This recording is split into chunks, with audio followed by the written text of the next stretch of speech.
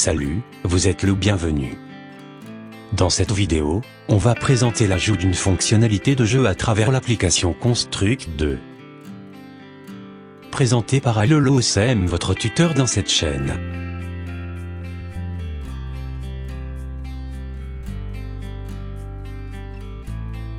Voici mon plan de présentation selon ma méthodologie. Je vais commencer par une introduction suivie par l'événement, demander aux joueurs de tirer. Ensuite, aborder un effet explosion et je clôture par une partie plus difficile, qui représente la création du monstre, en ajoutant la partie intelligence artificielle. Commençons par l'introduction. Si chaque événement est décrit dans autant de détails que précédemment, il va être un tutoriel assez long. Faisons la description un peu plus brève pour les prochains événements. N'oubliez pas que les étapes pour ajouter une condition ou une action sont 1. Double-cliquer pour insérer un nouvel événement ou cliquer sur un lien ajouter une action pour ajouter une action. 2. Double-cliquer sur l'objet dans lequel se trouve la condition / l'action. 3. Double-cliquer sur la condition / l'action souhaitée. 4. Entrer les paramètres, le cas échéant. Dorénavant, les événements seront décrits comme l'objet, suivi de la condition / action, suivi de tous les paramètres. Par exemple, l'événement que nous venons d'insérer pourrait être écrit « Ajouter une condition système plus grand que chaque tic, ajouter une action player plus grand que définir l'angle vers la position ».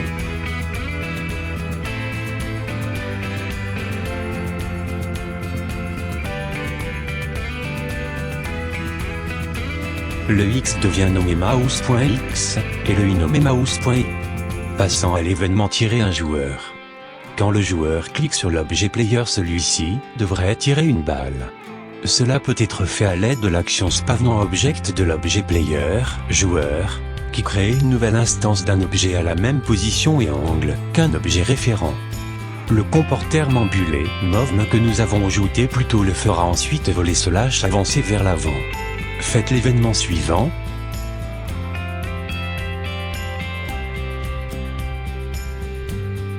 Et votre événement devrait ressembler à ça.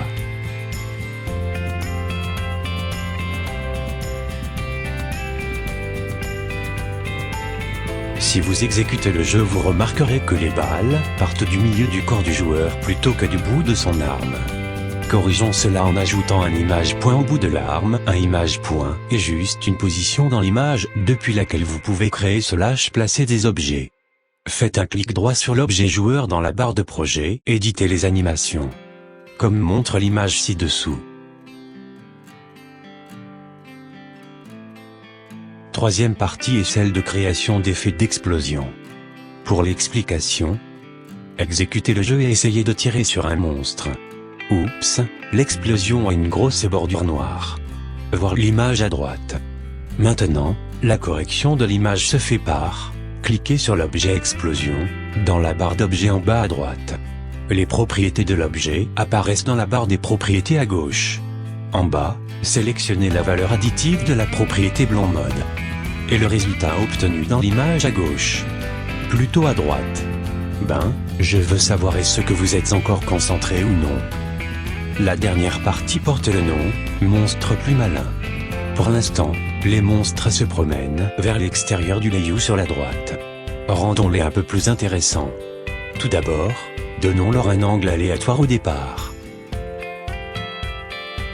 Ils erreront encore pour toujours lorsqu'ils quittent le layout. Gardons-les à l'intérieur. Ce que nous allons faire est de les faire pointer en direction du joueur, objet player, lorsqu'il quitte l'espace du layout.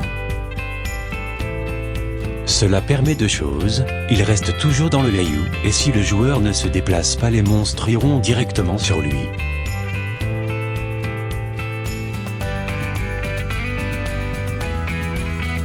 Nous avons terminé ce tutoriel. J'attends vos questions et vos améliorations de l'application.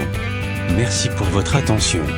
N'oubliez pas de s'inscrire à ma chaîne pour plus de vidéos. Au revoir.